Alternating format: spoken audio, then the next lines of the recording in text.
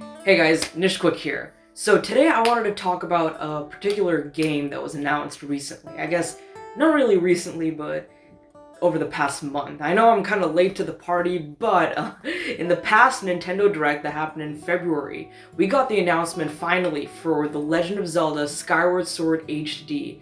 This has been rumored and speculated to come out in 2021, and we finally got the announcement for it. So here we are talking about The Legend of Zelda Skyward Sword HD, and I personally have a very fond history with this game, so I wanted to dedicate this video to talking to you guys about my history with Skyward Sword, why I like it so much, what I think about the HD remaster, and finally, at the end of this video, I will give my take on what I think about the $60 pricing of this game. I know that's a big hot topic. Why is Nintendo pricing this game at $60? So I'm gonna give my take on that, so definitely stay tuned till the end to hear my take on the $60 pricing. So without further ado, let's get talking about The Legend of Zelda Skyward Sword. So here's my history with The Legend of Zelda Skyward Sword. So let me preface this by saying I'm a longtime Zelda fan. Let's see, I was 12 when I first started the Zelda series. I know, it's a little late in someone's life to start Zelda games. Everyone started when they were like 8 or 6 or whatever. I started a little later in my life, but I started with Ocarina of Time. I really enjoyed the game. It's still my favorite game of all time today. And once I completed Ocarina of Time, I thought, hey, let me look up more Zelda stuff on the internet. Just let me get more into this series.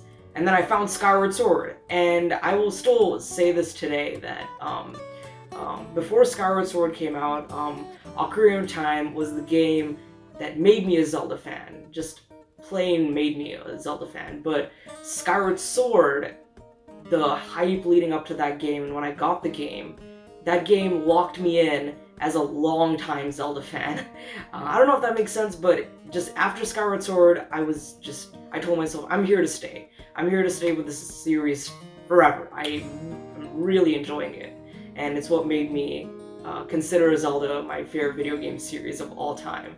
So the way I really understood Skyward Sword and got into it was I watched that E3 2010 demo with Shigeru Miyamoto and Bill Trinen of Shigeru Miyamoto playing the game and Bill Trinen translating, and I personally thought it was the coolest thing I'd ever seen.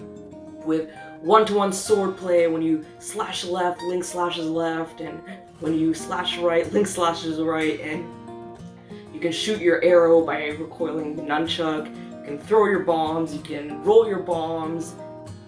All that was just so cool to me, and I went back to my friends in middle school and talked to them about it, and they're like, you're crazy, this is the weirdest and silliest control scheme we've ever seen. And I told them, no, this is why I really appreciate Nintendo, because they give you such innovative and interesting gameplay mechanics to work with. So that's what really got me into the game. When I first played it, I was enthralled. I played it left, right, up and down, backwards, inside out. I just loved it. Then after a year or so, I played it again. And that's when I realized that the game isn't as perfect as I thought it would be. Or I made it out to be, I'll say that. Because I realized that it was incredibly linear, very different from any other Zelda game. Very linear, hardly much of an open world to begin with. There was a sky, but you can't really do much in the sky. So those were the two big complaints I had. I know people had issues with the controls, but I personally love the controls. So after that year, I realized that Skyward Sword isn't the best Zelda game ever, but I still really had a soft spot for it. And honestly, I haven't touched Skyward Sword since then, and I think this HD remaster is going to be a great way to jump back into the game. So now I'm going to go into detail about the things I really liked about The Legend of Zelda Skyward Sword when I first played it back in 2011. December 2011 to be exact. I got it for Christmas. That was a great Christmas. So First thing I'm going to talk about is the story. So, Skyward Sword, for those of you who don't know, who haven't played the game, is the origin for the entirety of the Legend of Zelda series. So, the Legend of Zelda has an entire, giant timeline with 3 timeline splits, and Skyward Sword is the first game in there, the very first. So it has callbacks, it has origin stories for things like the Master Sword and Ganondorf's rebirth throughout the games and all that. It explains so many integral staple Legend of Zelda story elements within the game. So I had a really great time following all these fan theories before the game came out, like how was the Master Sword created? Who is this enigmatic character? Who is Girahim? Where does he fit in this grand scheme of the Zelda timeline and all that? So when the game came out, I appreciated a lot of the story things that the game presents to you, but at the same time I was like, oh darn, I wish this theory happened, that theory happened. And I love the characters. I love Groose and Girahim, specifically, those are my primary 2 characters, which I just loved. And this incarnation of Zelda was really great. I loved her. Very great character. Link was good too, very expressive, not as expressive as Wind Waker, but still a very expressive Link. I really appreciated that. So the next thing I want to talk about, the thing which I loved about Skyward Sword, is the music. So the Legend of Zelda series, all in all, is really known for its amazing music. It started off with the main theme written by Koji Kondo, and it's just history from there. Just an amazing collection of great songs. And what made Skyward Sword significant is it was the first ever orchestrated Legend of Zelda game, and I thought that was the coolest thing ever. I was like, why hasn't this game been orchestrated before? Why is it taking so long? And this game has such a great soundtrack.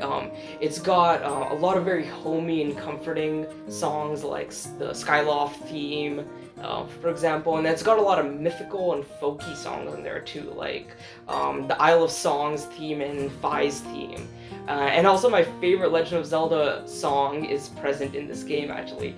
That is the Staff Roll Credits theme. And whenever I listen to it, I still get a little teary-eyed because how great this song is. So I really love the music in this game. So the next thing I'm going to talk about is the controls really quick. So the controls are very innovative. They could glitch out here and there. I know a lot of people didn't like them. I personally didn't have that much of a problem with it, actually. So I thought it was very innovative for Nintendo to utilize some technology with the Wii Motion Plus that they used for a Wii Sports Resort and implement it in a Zelda game, like a AAA Zelda game. It was baffling and amazing to me, just how a really great move for Nintendo to do that artistically and creatively. And the game really made you feel like Link, like you're slashing in the directions that Link is slashing in, you're throwing the bombs, you're shooting the slingshot, you're recoiling your bow, all that. It just felt so real, and I really enjoyed that. I just loved it as a preteen. I guess I have to try it again as an adult and see if I still enjoy it. I'm sure I will. I had a great time with it. I still have fond memories of it, so I think I'll still enjoy it. So the next thing I'm going to talk about are the dungeons. Skyward Sword has some of the best dungeons in all of Zelda, and dungeons are a big staple in Zelda, and I hope they come back in Breath of the Wild too. That's another story for another time. But my favorite 3 dungeons are the 3rd, 4th, and 5th. So that's the Lanayru Mining Facility, the Ancient Cistern, and the Sand Ship. So the 3rd and 5th, the Sand Ship and the Mining Facility, you use the time shift stones to go forward and back in time. I thought that was really creative. And the Ancient Cistern was really built around that entire story of Buddha and the spider's thread. I thought that was a really great move by Nintendo. I just love those 3 dungeons a lot. So now I'm going to finally talk about the HD remaster of Skyward Sword. What we got to look at in that small little Nintendo Direct presentation with Eiji Aonuma. So, first of all, I like the look of the game. I really do. The textures are kind of cleaned up a bit here and there.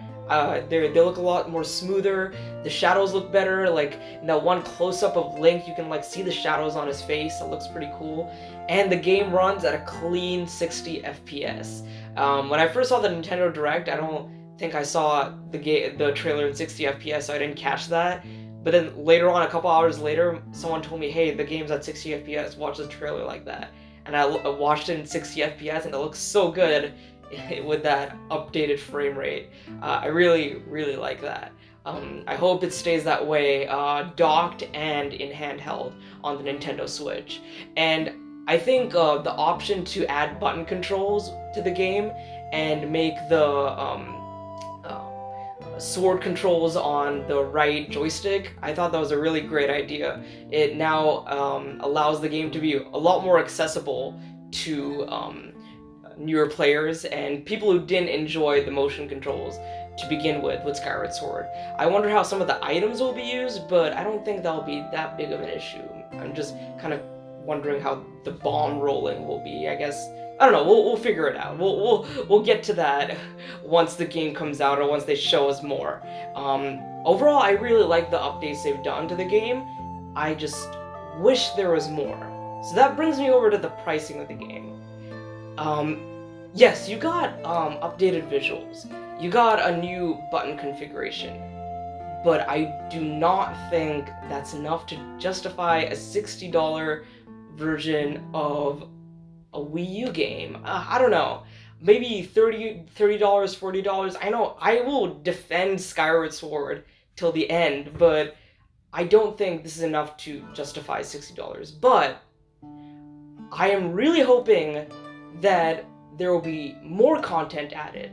My guess would be, my hope would be new islands in the sky, because in Skyward Sword you find these things called goddess cubes, and you skyward strike them and then they go up into the sky and you find the chests littered around the sky. And you get these chests, you get really good items, but that was like the only thing you could really do in the sky. So I'm hoping for more mini games, more side quests up in the sky on more islands, more goddess cubes to get. And then people are saying an extra dungeon. I don't think we're gonna get an extra dungeon because, I don't know, I just don't see it happening because it might like interfere with some of the lore, or it just might be like a side quest dungeon. I don't know. If they work around the story and add an extra dungeon in the game, I would be fine with that, but I'm not really counting on it happening.